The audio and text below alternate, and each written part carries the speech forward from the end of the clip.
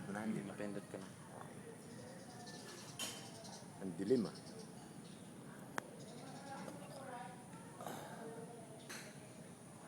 Ayan, lumiwanag.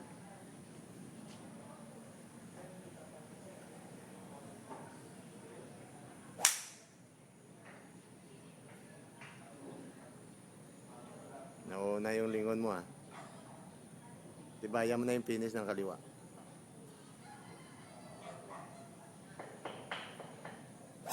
Huwag may balik. Alam mo, maganda yung pangalawa. Nakuha mo. Tibayan mo ang kaliwa sa impact ha. Yun ang sanayin natin na move.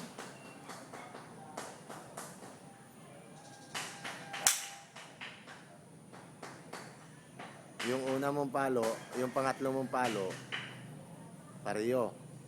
Yung pangalawa mo, yun ang hanapin natin yung dito.